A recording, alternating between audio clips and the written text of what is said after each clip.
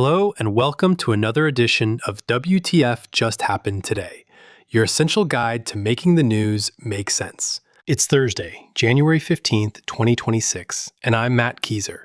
Today's edition was written and edited by me, and this audio article was narrated by an AI clone of my voice. Now, here's what just happened today. First up, Trump threatened to institute the INSURRECTION ACT after an ICE officer shot a Venezuelan man in the leg during an arrest, the second shooting by a federal agent in Minneapolis in a week.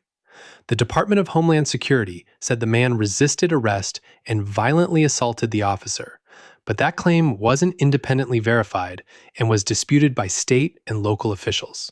Minnesota Governor Tim Walz urged peaceful protests and told Trump to turn the temperature down, while the White House accused Walz of encouraging violence against law enforcement and called the demonstrations an insurgency. Next, Trump delayed a decision on U.S. strikes on Iran after senior advisors warned him that even a large-scale attack was unlikely to topple the regime and could risk wider regional retaliation.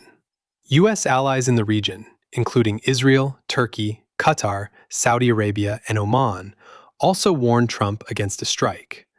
The White House said all options remained open, even as Iran signaled it wouldn't proceed with executions of protesters after weeks of nationwide protests that Iranian security forces violently suppressed. Meanwhile, María Corina Machado presented Trump with her Nobel Peace Prize for peaceful pro-democracy activism, weeks after Trump ordered a military raid that captured Venezuela's president, Nicolás Maduro.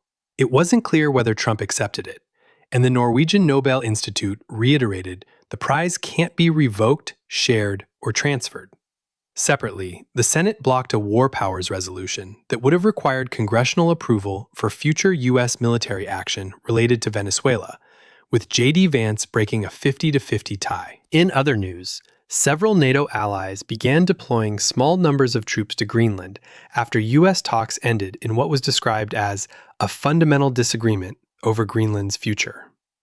Denmark said the deployments under Operation Arctic Endurance were limited and exercise-focused, and NATO hadn't formally approved the operation. A poll also found 75% of Americans opposed the U.S. attempting to take control of Greenland, while 25% supported the idea. Also, Trump announced what he called the Great Healthcare Plan and urged Congress to pass this framework into law without delay. But the White House released only a high-level outline with no legislative text, no cost estimates, no eligibility rules, no enforcement mechanisms, and no timeline for implementation. When asked if Trump could guarantee people could afford health care under the plan, Press Secretary Caroline Leavitt said, "If this plan is put in place, every single American who has health care in the United States will see lower costs as a result." Finally, more than half of the 24 members of Congress who are 80 or older decided to run again. 13 silent generation lawmakers sought new terms, despite broad bipartisan voter support for age limits. That's all for now. You can find the full edition and all the cited sources at WTFJHT.com. And if you have a minute, help me improve this. WTFJHT.com/feedback. Thanks for listening. I'm Matt Kieser, and I'm glad you're here.